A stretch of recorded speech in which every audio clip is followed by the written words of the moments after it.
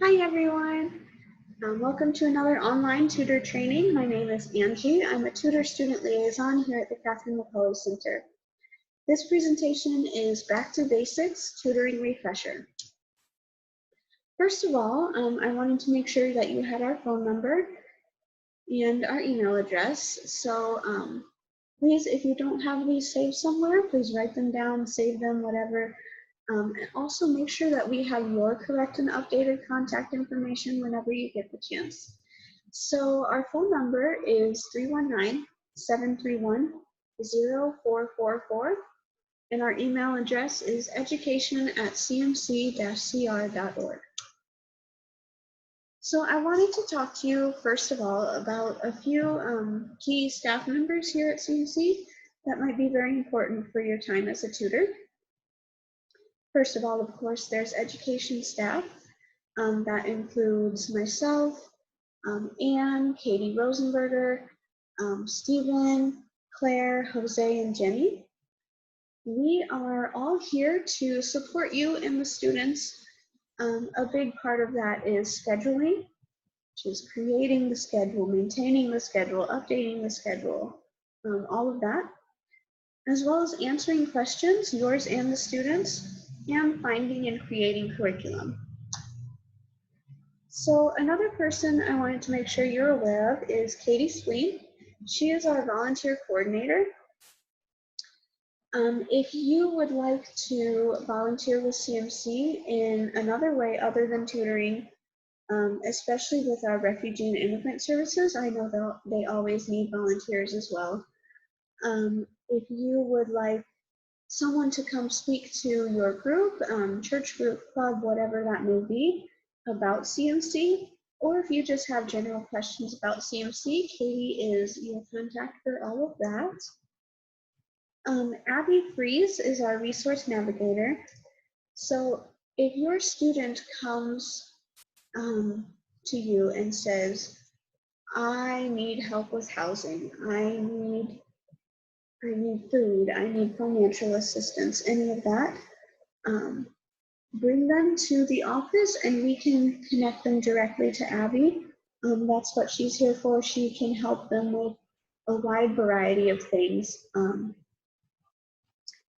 If it's immigration concerns, just let us know and we will we'll connect them with a lawyer if needed.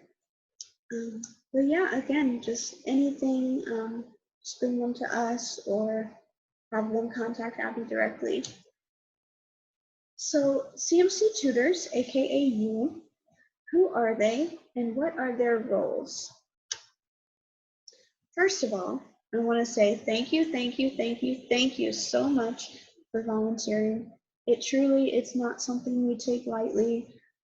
We have almost daily conversations about our volunteers and how amazing and incredible your sacrifices, your willingness to help, and just how amazing you are. So just thank you for being willing to help support us and our students. All of our tutors are adults, whether from college students to retirees. We have tutors of all different ages, from all over. There is no ESL or teaching experience required. And we have native English speakers as well as a few advanced students that are tutors. And what you do is you work either one-on-one or in small groups to help adult learners in their assigned curriculum. So for tutor communications, we have our newsletter, our tutor newsletter that comes out every 2 months. It is emailed and you can also find it in print in the lobby. Also, please follow us on any of our social media and our YouTube channel. And for more information on contacting staff, you can see your tutor manual or just email us. For scheduling, we do follow the Cedar Rapids School District. So if, for example, it's winter and the Cedar Rapids School District has a snow day, we are also closed for that day. We do ask, if you can't come to class, if you're sick or you're on vacation or something, please call us at least an hour before your scheduled class and let us know. It's totally not a problem. We do just need to do some rearranging and all that. So the sooner we know, the better. Also, if you know far ahead of time that you're going to be gone, you have a vacation coming up or whatever, we do have absence forms that you can fill out. We just need to know your name, the days, and the times that you can't come, and we'll just make sure you're not scheduled with a student for those times. As far as subbing goes, we are all a team. The tutors are a team, and if, for example, your student can't come and there's a different student who doesn't have a teacher for that day, we will put you with that student. If you don't want to sub at all, that's totally fine. We do just need to know. So we appreciate flexibility, but we will respect and are happy to work with your preferences. Even if you say, just call me and ask if I want to sub for that day, we're more than happy to do that as well. So let's talk about our students. Who are they, where are they from, and why are they here? In our fiscal year 2019, we had 481 students from 58 countries. So these are immigrants, refugees, and native-born Americans who, we do have Americans who just need a little extra support with literacy or maybe getting their high school equivalent, things like that. So we do have some native English speakers as students as well, but mostly it's immigrants and refugees from all over the country, all over the world, sorry. And you can see here the growth in our students and tutors. And this is one of the reasons why we are so excited for our new building coming up.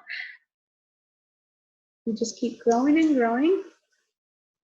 For our student communications, we also have a student newsletter that comes out every 2 months.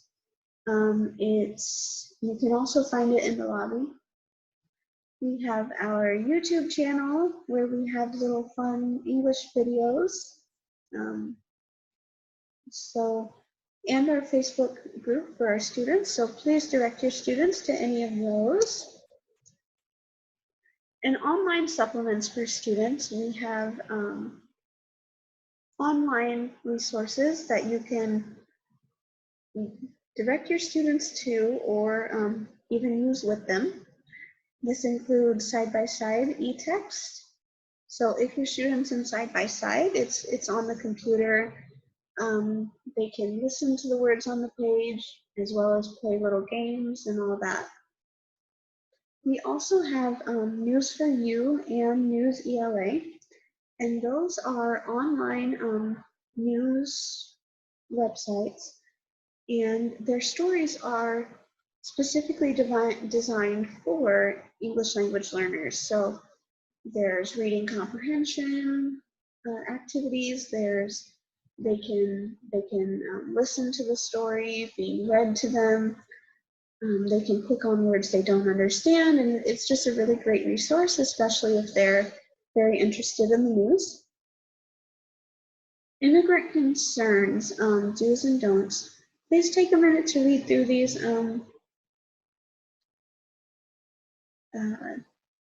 Immigration and immigrant concerns is something that can be very serious. And so we do ask that you don't fill out any forms. Also, if you're uncomfortable with it, please don't feel pressured to give rides, to give out your contact information, any of that.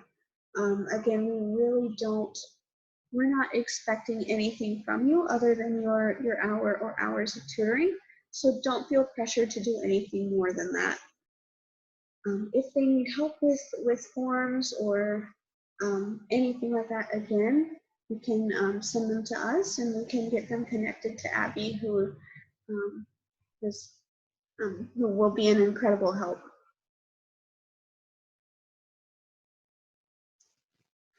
So CMC curriculum, parts and practices. So I wanted to, let me just see for a minute. Okay, I wanted to show you our main curriculum here. We have the law books. These are the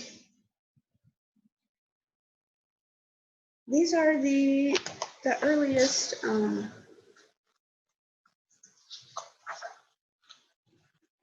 am I trying to say?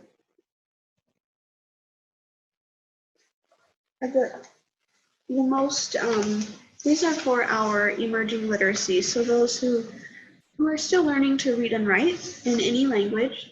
So you can see it's just very basic, learning the letters, learning the sounds, practicing, you know, like we did in elementary school.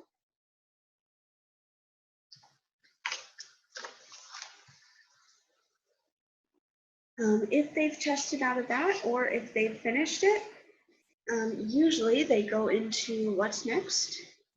This is a little bit more advanced, but it is still learning the different sounds of letters through stories and listening activities, those kinds of things.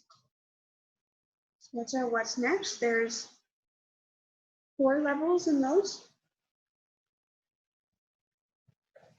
We also have survival English.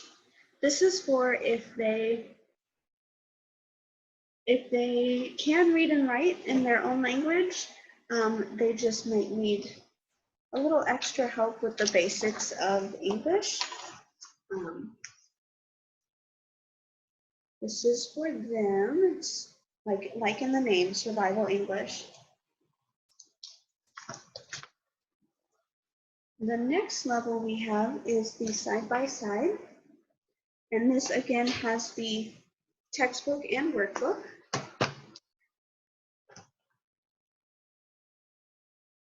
This is our most common curriculum. So most of you will be familiar with that.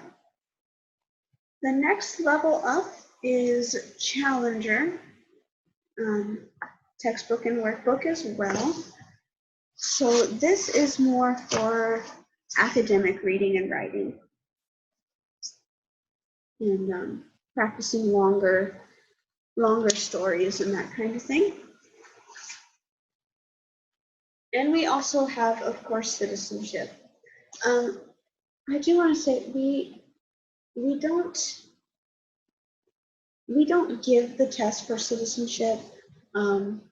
We can't even help them with the applications or anything like that. The only thing we do is help them study for the test.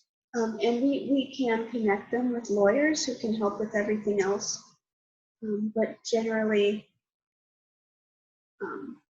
and the same with the high school equivalency, HiSET. We can't give them the test, but we're just here to help them study.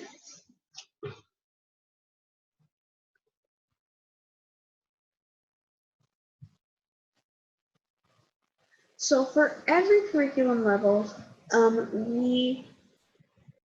they practice speaking and listening and reading and writing.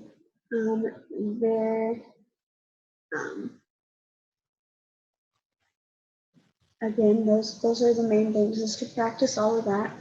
For the placement process, when a student comes in and says, hey, I want to sign up for English classes, we give them an intake form, just their contact information, what level of school have they had, and what times can they come to class, those kinds of things. And then based on that, we usually have a good idea of which test to give them. So we have a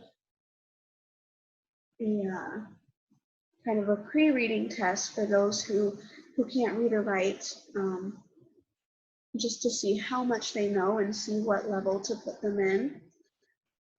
Also, we have our side-by-side test, which is what most people who come in end up taking. And that will tell us which level. There are 4 levels of side-by-side, and that will tell us which level to put them in. And of course, we have tests for all the other levels as well, except for citizenship. So the supplemental materials, we have the language lab, we have dictionaries, a bunch of other books. If these main curriculum levels aren't quite right for the student, we do have other options. So just if you're working with a student in a certain curriculum and they need a little extra help, or it's just not going well, just let us know and we'll find what works best. Also, the tutor logs we have in the folders, in the student folders, we have the tutor log. This is where you will say basically what you did that day, what pages in the books, and this is for if your student has more than one tutor, or maybe you're the only tutor that this student has, but maybe next week you'll be sick or something. We definitely want you to write every tutor session you have, what you did that time, as well as any notes that a different tutor might need if they were coming in to teach that student.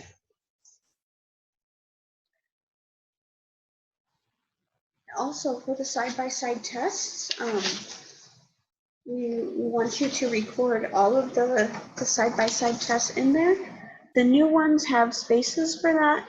Otherwise, just put it in the notes here. So how do you get the books? So you as a tutor will just pick up a book off the shelf in our lobby to use for that hour. Please don't write in the books. Please don't write in the books that you get. You can check out the books. There's a book checkout log right outside our office as well, right next to the absence forms. So if you have any questions on that, please let us know. For the students, when they first come, they get photocopies of the first 2 chapters. And then after they come 4 times, they'll get their own books, brand new. We don't get those off the shelf in the lobby. So if you're in class and your student says, oh, I've been here 4 times and I don't have my book, just let us know and we'll get them their own brand new book. Again, please don't write in the books. All right, so for side-by-side, again, this is our most common curriculum. The layout of the book, again, it practices all 4 modalities: reading, writing, speaking, and listening. In the teacher's manual, there are, you can find the answers for the workbook questions. So that's something I didn't know until recently. In the teacher's manuals, you'll find the answers for the workbooks. Also, in both the workbook and the textbook, there's a listening script. So anytime you come up to an activity that says listening, like that, you'll go to this listening script in the back and you'll find what page that's on, and then you'll just read from this, and the student will have to listen and mark their answer. Also, in the workbook, there There are listening activities as well, and there's a correlation key. And the correlation key tells which pages in the textbook go with what pages in the workbook. So there are a couple different things you can do. You can work through each chapter by doing the whole chapter in the textbook, then doing the whole chapter in the workbook, or you can use this correlation key and do, for example, pages 8 and 9 of chapter 2 go with page 6 in the workbook. So you could do pages 8 and 9 in the textbook and then switch to page 6 in the workbook and then go back to the textbook. As long as they're getting the textbook part first, it doesn't really matter which way you do that. Also, after every chapter we have a chapter test. They're not in the book, they're in the office. If you come to the office, we will show you where they are, or if you want us to just get them for you, that's totally fine as well. And they need 80% or higher to move on to the next chapter. So again, after each chapter, there is a chapter test. I know a lot of people don't know about these. So there are checkup tests in the book, but those are totally different. So just come to the office, get the test. I know some tutors give the test to their student and then leave the room. Some tutors sit in the room with them while their student does the test. As long as you're not giving them the answers, I mean, you can read the test out loud for them, whatever works. And yeah, we need 80% or higher to move on to the next chapter. And we also have the answer keys in the office as well. As well as the ending of the book. There's a final book test. Okay, so we talked about the listening activities. There's also these grammar wraps, everyone's favorite thing. I know when I was a tutor, I skipped these all the time. Here, let me see. There we go. I skipped these all the time. And it wasn't until my coworkers explained this like 12 times to me that I realized they are really important and they can be very fun activities. So what you do is you can even explain this to your student. I always say, you know, in other languages, people stress the syllables differently. And so sometimes when learning English, English learners may sound like monotone, or they may stress the syllables differently than a native speaker. So this is just to practice that and how we stress the syllables. So what you do is it has little dots on top of the words. So you emphasize or stress the syllable that the dot is in front of, and ideally what you would do is you clap. So it's a steady rhythm, and you just read it and clapping on the words that have the dot on top. I've also found another way is just to read it without clapping, because sometimes that's just too much. And just really stress the syllables where the dot is. And the students find that very funny. So ideally, you would go through it, and then the student would go through it with you, and then the student on their own. But first, it's a good idea to just read the words with your student, just to make sure that they know the language, that they understand what they're saying. And then practice the rhythm of it.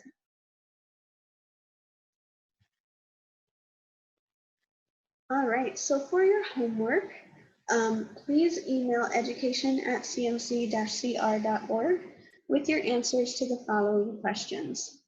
Number 1, what is something you learned today that you had forgotten? And number 2, what's your favorite thing about tutoring? Thank you so much for watching.